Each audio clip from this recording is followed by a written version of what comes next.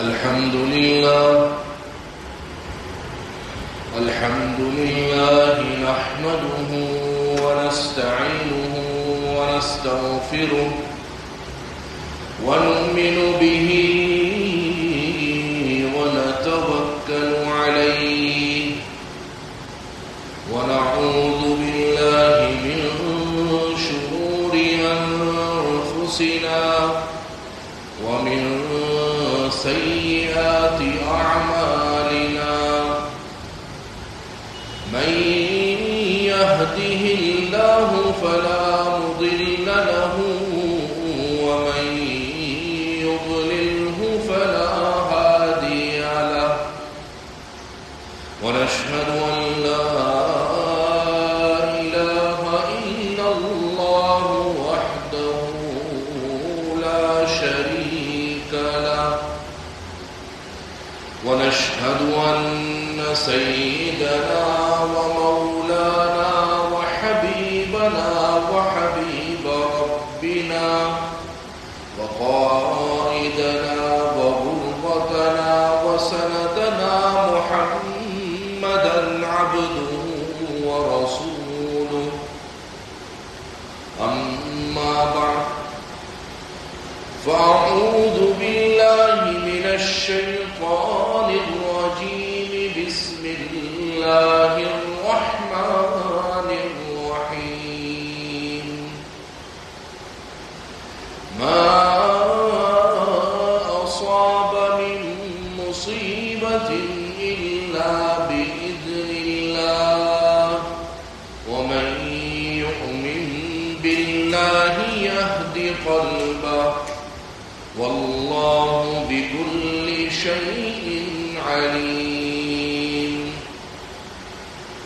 وقال النبي صلى الله عليه وسلم من يرد الله به خيرا يصب منه وقال عليه السلام ما يصيب المسلم من نصب ولا بصب ولا هم ولا حزن ولا أذى ولا غم حتى الشوكة يشاكها إلا كفر الله به خطاياه صدق الله مولانا العظيم وصدق رسوله النبي الكريم ونحن على ذلك لمن الشاهدين والشاكرين والحمد لله رب العالمين. اللہ جل جلالہ نے اس دنیا کے اندر مجھے اور آپ کو بھیجا اور اس دنیا کے علاوہ دو اور جگہ اور عالم ہے. گویا کل ملا کر 3 عالم اللہ نے بنائے ہیں انسانوں کے لیے. اللہ نے انسان کے لیے 3 عالم بنائے. نمبر 1 یہ وہ جگہ ہے، یہ وہ عالم ہے کہ جہاں پر کوئی خوف نہیں ہے، کوئی بدامنی نہیں ہے، کوئی انتشار نہیں ہے، کوئی فساد نہیں ہے، کوئی غم نہیں ہے، کوئی افراتفری نہیں ہے، کوئی مشقت، کوئی تھکاوٹ، کچھ بھی نہیں ہے. ہر قسم کے غم، ہر قسم کی اذیت، ہر قسم کی تکالیف، ہر قسم کی مصیبت اور آزمائش سے پاک ہے وہ عالم. اس عالم کا نام ہے جنت. اس عالم کا نام ہے جنت. دوسرا عالم اللہ نے بنایا جہاں پر مشقت ہی مشقت ہے، بے آرامی ہی بے آرامی ہے، بدسکونی ہی بدسکونی ہے. ایک تکلیف ختم نہیں، دوسری تکلیف تیار بیٹھی ہے. ایک آزمائش ابھی سر سے اترتی نہیں کہ دوسری آزمائش پر تول کر تیار ہے.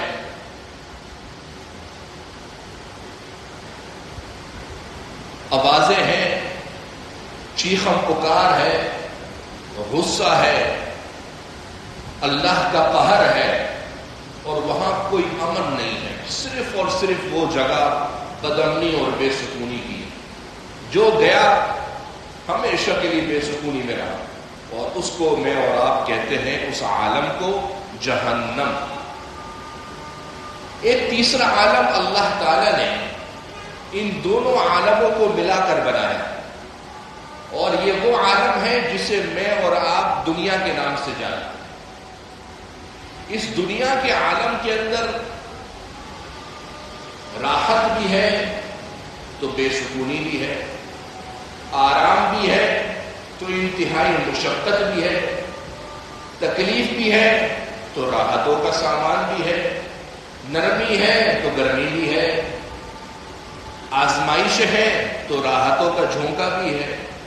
گویا یہ عالم تضادات کا مجموعہ ہے، اپوزٹ، یعنی جہاں اچھائی برائی، خوشی غمی، راحت مشقت، اس کو کہتے ہیں دنیا. جہاں ہر قسم کا تضاد، ہر قسم.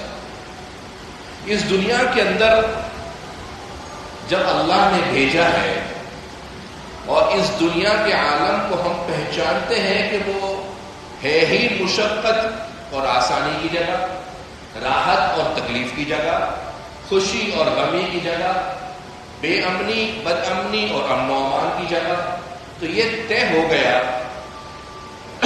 کہ یہاں پر ہر قسم کی چیز موجود ہے.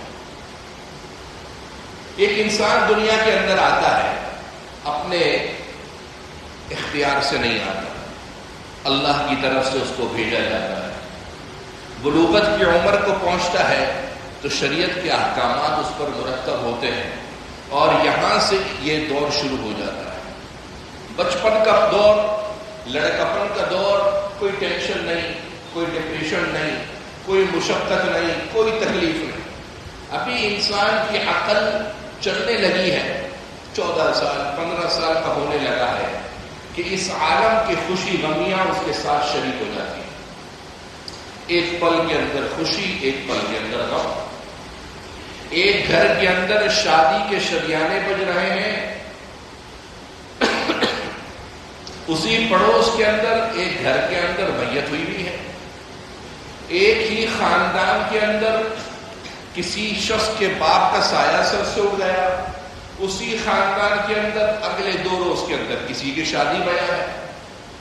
یہ ہے خوشی اور غمی، یہ ہے راحت اور سکون کے ساتھ بدامنی اور آزمائش. اب جب اللہ نے ہم کو اس دنیا کے اندر بھیجا ہے تو اس دنیا کے بارے میں یہ بات اپنے ذہن میں رکھ لیجئے کہ یہ دنیا ناگواریوں کی جگہ ہے، یہ دنیا تکلیفوں کی جگہ ہے، یہ دنیا آزمائش کا گڑھ ہے، یہ دنیا مصیبتوں کا مرکز ہے. کیونکہ اگر ہم نے اس دنیا سے توقعات وابستہ کر لی، اپنی امیدیں زندہ کر لی، تو اگر خدا نہ خواستہ نتیجہ غلط آ گیا تو انسان ڈپریشن کے اندر چلا جاتا ہے، انسان ٹینشن کے اندر چلا جاتا ہے. کیوں؟ کیونکہ دنیا سے امید بہت وابستہ کرتی ہے. یہ دنیا، اس کا خمیر، اس کی بنیاد، اس کا مادہ ناگواری. لہذا کبھی دنیا کے اندر، اس ناگواری کی دنیا کے اندر، اس تکلیف کی دنیا کے اندر کبھی خوشی کا موقع آ جائے، راحت کا جھونکا آ جائے، تو بندہ اللہ کا شکر ادا کرے کہ اللہ، یہ جگہ تو غم کی ہے، یہ جگہ تو ناگواری کی ہے، یہ جگہ تو مصیبتوں کی ہے، لیکن اس کے اندر آپ نے میرے کو خیر دی، آپ نے مجھے نعمت سے مالا مال کر دیا. اے اللہ، آپ کا شکر ہے. اور مسلم شریف کی حدیث میں ہے کہ آپ صلی اللہ علیہ وسلم نے اسی معاملے کا تذکرہ کرتے ہوئے فرمایا، عجبا لامر المؤمن، کہ اس مومن بندے کا معاملہ بڑا ہی عجیب ہے. اس مومن بندے کا تو کبھی نقصان اور گھاٹا ہوتا ہی نہیں ہے. اور ساتھ ہی فرمایا وَلَيْسَ لِذَلِكَ إِلَّا الْمُؤْمِنُ کہ اس دنیا کے اندر یہ بات، یہ سوچ، یہ فکر صرف مومن بندے کو حاصل ہے. کیا؟ کہ مسلمان کا کبھی نقصان نہیں ہوگا، مسلمان کا کبھی گھاٹے کا سودا نہیں ہوتا، مسلمان سراسر نفع میں ہے. کیسے؟ ان اصابہ سراء شکر، خوشی ملتی ہے اے اللہ تیرا شکر ہے. وَإِنْ أَصَابَهُ ضَرَّاء صَبَرَ، اگر بدامنی ملتی ہے، آزمائش آتی ہے، مصیبت آتی ہے تو والیلہ کرنے کے بجائے اس پر صبر کرے، اس پر بھی اجر کا وعدہ، شکر پر بھی اجر اور صبر پر بھی اجر. اور مومن بندے کی دنیا کے اندر دو ہی حالتیں ہیں، یا تو اس پر مصیبت آ رہی ہے تو صبر کرے، اور مصیبت کے بجائے خوشی مل رہی ہے تو شکر کرے. تو مومن کا تو کسی حال میں گھاٹے کا سودا ہی نہیں. اور آپ صلی اللہ علیہ وسلم نے فرمایا عجبا لامر المؤمن، انسان مومن بندہ اپنا معاملہ تو دیکھے کہ کتنا عجیب معاملہ ہے اس کا. لیکن ظاہر ہے جب میں اور آپ دنیا کے اندر رہیں گے تو آزمائشوں کا ایک طوفان تو آئے گا، مصیبتیں تو آئیں گی، اس کے لیے اپنے آپ کو تیار رکھنا ہوگا. اگر اس دنیا سے امیدیں وابستہ کرنی کہ یہاں میرے ساتھ اچھا اور بہت اچھا ہوگا تو یہ دنیا گزارنی مشکل ہو جائے گی. جب یہ بخاری کی حدیث سے اللہ کے نبی صلی اللہ علیہ وسلم نے فرمایا الدنیا سجن المؤمن، دنیا مومن کے لیے قید خانہ ہے. اب قید خانے کے اندر قیدی کیا خیال ہے؟ قید خانے کے اندر جو قیدی ہے آپ کے بارے میں اس کا کیا خیال ہے؟ وہ وہاں بہت امید ہے اگر زندہ کر کے بیٹھا رہے کہ آج میرے کو بہترین قسم کا گوشت کھانے کو ملے گا اور ملے دال تو کیا حالت ہوگی. تو مومن بندے کے لیے بھی یہ دنیا قید خانہ ہے کہ اگر اس سے امیدیں وابستہ کر لی اور امیدوں پر پورا نہیں اتر پایا، ڈپریشن کے اندر چلا جائے، تکلیف کے اندر چلا جائے، مایوس ہو جائے. چونکہ ایمان والے بندے کے پاس اللہ کا تعارف، اللہ کی ذات کا تعارف موجود ہے تو مومن بندہ کبھی مایوس نہیں ہوتا.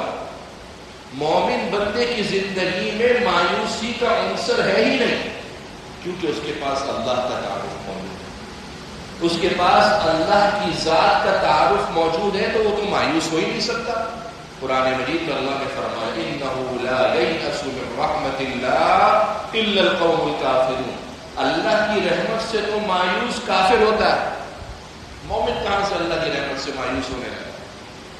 تو جب آپ کے دماغ میں یہ بات ٹھہر جائے، ثابت ہو جائے، قرار پکڑ جائے کہ اس دنیا کے اندر مصیبتیں تو آئیں گی. اللہ تعالیٰ فرماتے ہیں ام حسبتم ان تدخلوا الجنہ، ایمان والو تمہارا کیا گمان ہے تم جنت کے اندر ایسے ہی داخل ہو جاؤ گے. وَلَمَّا يَأْتِكُم مَّثَلُ الَّذِينَ خَلَوْا مِن قَبْلِكُم، جو تم سے پہلے مصیبتیں تم سے پہلے لوگوں پر آئیں وہ تو تم پر ابھی آئی بھی نہیں ہے. کیسی کیسی؟ مَسَّتْهُمُ الْبَأْسَاءُ وَالضَّرَّاءُ، مالی مصیبتیں، جانی مصیبتیں، جسمانی مصیبتیں ان پر آئیں. وَزُلْزِلُوا، اور ایسا مصیبتوں اور تکلیفوں کے پہاڑ ان پر ٹوٹے کہ وہ جھنجھوڑ دیے گئے، وہ ہلا دیے گئے، یہاں تک کہ حتی یقول الرسول والذین آمنوا معہ، اس زمانے کا پیغمبر، اس زمانے کا رسول بھی اللہ سے کہنے لگا کہ اللہ متی نصر اللہ، تیری مدد اب نہیں تو کب آئے گی؟ ابھی تو مصیبتوں کا ایک بہت بڑا جہاں باقی، بہت بڑا. دوسری جگہ اللہ نے فرمایا حسب الناس ان یترکوا ان یقولوا آمنا، بس لوگوں نے یہ خیال کر لیا کہ بس وہ ایمان لے آئے تو ایسے چھوڑ دیے گئے. نہیں، وہم لا یفتنون، کیا سمجھتے ان کو آزمایا نہیں جائے گا؟ اللہ فرماتے وَلَقَدْ فَتَنَّا الَّذِينَ مِن قَبْلِهِمْ، تم یہ مت سمجھنا کہ تم ایمان لے آئے اور مصیبتوں کے اندر تم نہیں پڑو گے. نہیں، تم سے پہلے جتنے لوگ آئے ان کے ساتھ بھی ایسا ہی تھا، وہ بھی مصیبتوں کا شکار ہوئے. لیکن ہوتا کیا ہے؟ اللہ فرماتے ہیں مصیبتوں کے شکار سے میں ایک چیز کو سمجھتا ہوں کہ فَلَيَعْلَمَنَّ اللَّهُ الَّذِينَ صَدَقُوا وَلَيَعْلَمَنَّ الْكَاذِبِينَ، پتہ لگتا ہے کس کا ایمان کھرا ہے اور کس کا ایمان کھوٹا ہے. پتہ لگتا ہے۔ لہذا ایمان والا مصیبت کے وقت جزا فضا نہیں کرتا، ایمان والا مصیبت کے وقت چلایا نہیں کرتا، ایمان والا مصیبت کے وقت شکوے شکایات اپنی زبان پر نہیں لاتا، مصیبت کو اجر سمجھ کر خاموش رہتا، کیونکہ وہ اس کے گناہوں کے کفارے کا ذریعہ ہے۔ آپ صلی اللہ علیہ وسلم نے فرمایا کہ کوئی مسلمان ما یصیب المسلم من نصب، کسی انسان کو دنیا میں تھوڑی سی تھکاوٹ ملتی ہے، ولا وصب، کوئی زخم جسم پر لگ جاتا ہے، ولا ہم، کوئی مستقبل کی فکر اس کے دماغ کو لاحق ہوتی ہے، ولا حزن، کوئی ماضی کے غم اور ٹوٹ اس کے دل میں آ جاتا ہے، ولا اذى، کسی بھی قسم کی اذیت اس کو ملتی ہے، ولا غم، کسی بھی قسم کا غم اس کی زندگی کے اندر آتا ہے، یہاں تک کہ اللہ کے نبی صلی اللہ علیہ وسلم نے فرمایا، بخاری اور مسلم کی حدیث ہے، حتی الشوکۃ یشاکما، راہ چلتے ہوئے انسان کے پاؤں کے تلوے پر ہلکا سا کانٹے کی نوک لگتی ہے، اللہ فرماتے ہیں کفر اللہ بی خطایا، میں اس کے گناہ معاف کر دیتا ہوں۔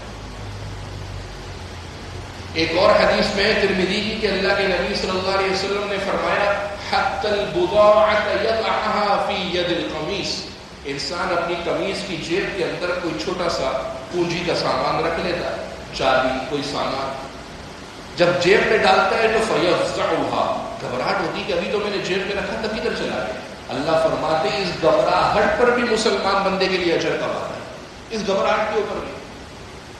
تو جو بڑی بڑی مصیبتیں ہیں، جو بڑی بڑی آزمائشیں ہیں، یہ میرے اور آپ کے گناہوں کے کفارے کا ذریعہ ہے۔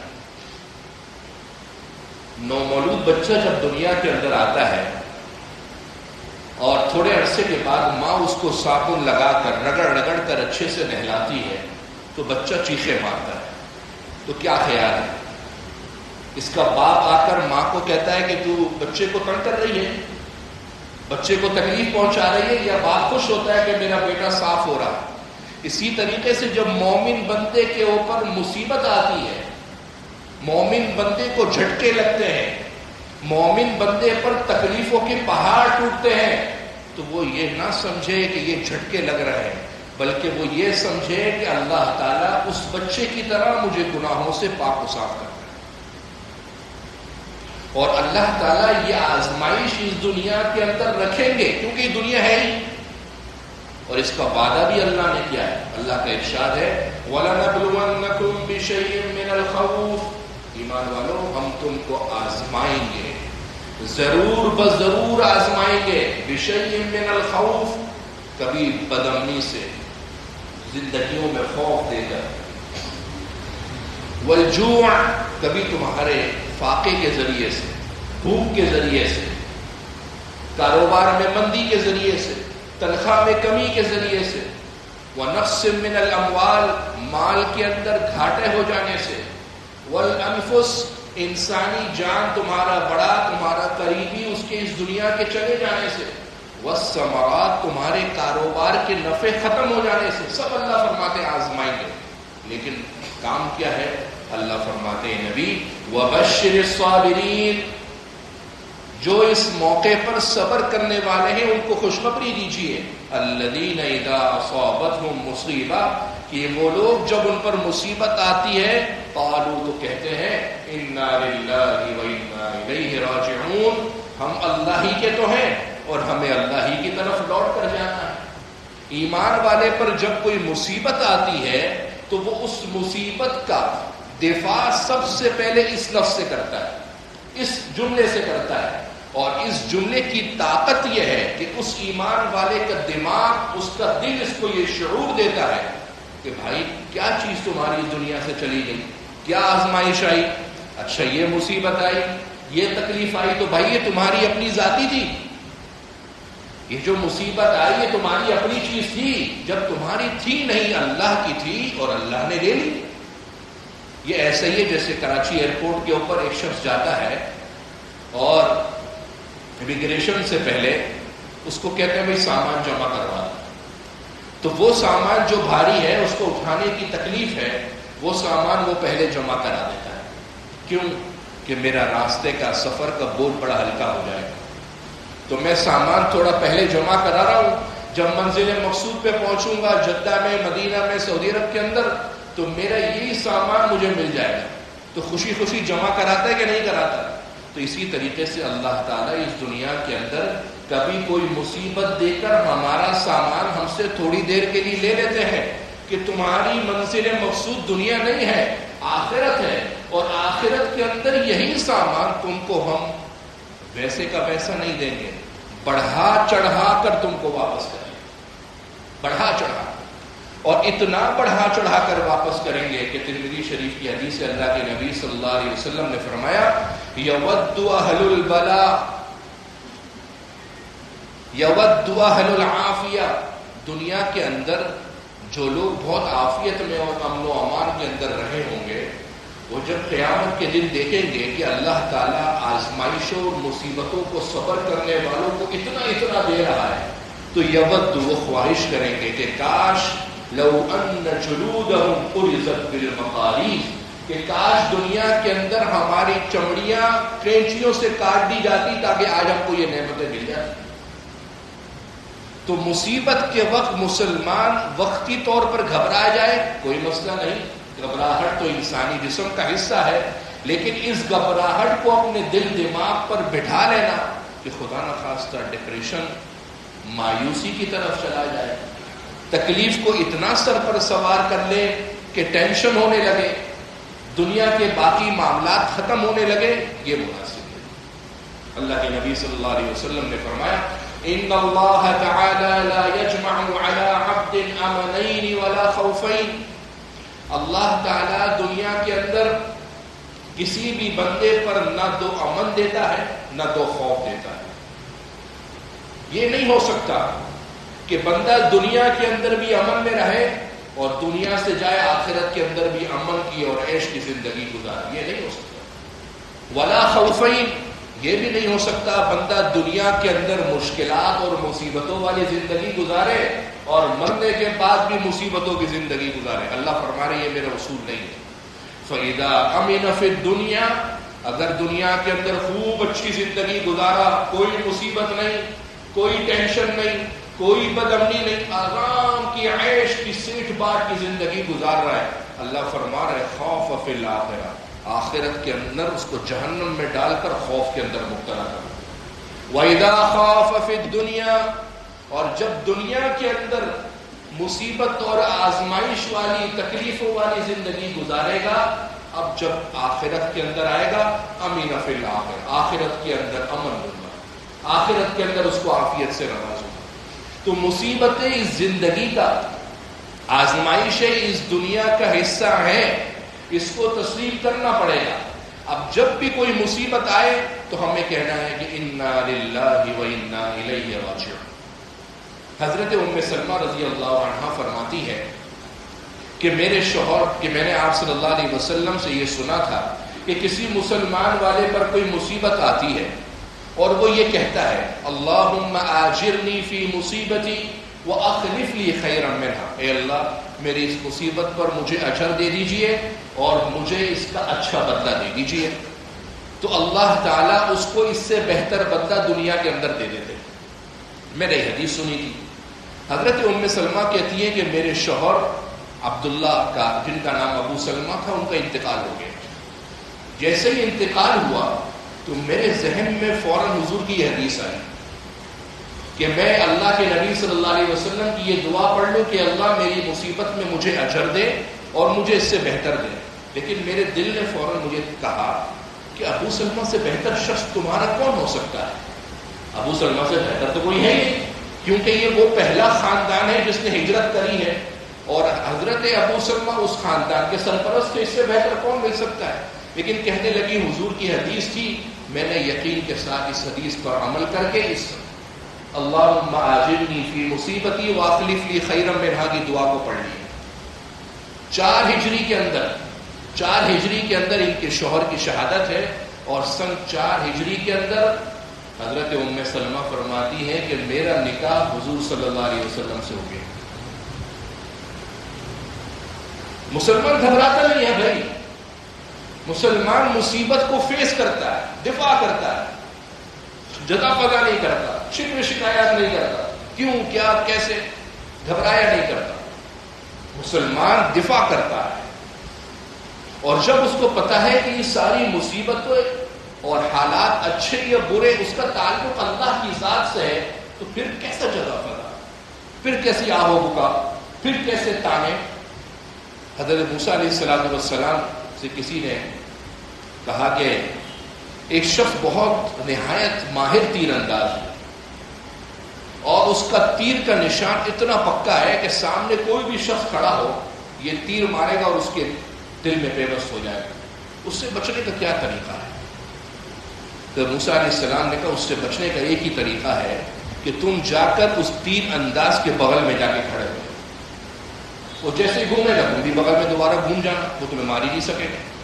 تو میرے بھائی یہی میرے اور آپ کے لیے ہے کہ جب مجھے اور آپ کو پتا ہے کہ مصیبت آ ہی اللہ کی طرف سے رہی ہے تو رجوع اللہ کے پاس جا کے کیوں نہ کیا جائے، رجوع اللہ کے قریب جا کر کیوں نہ کیا جائے.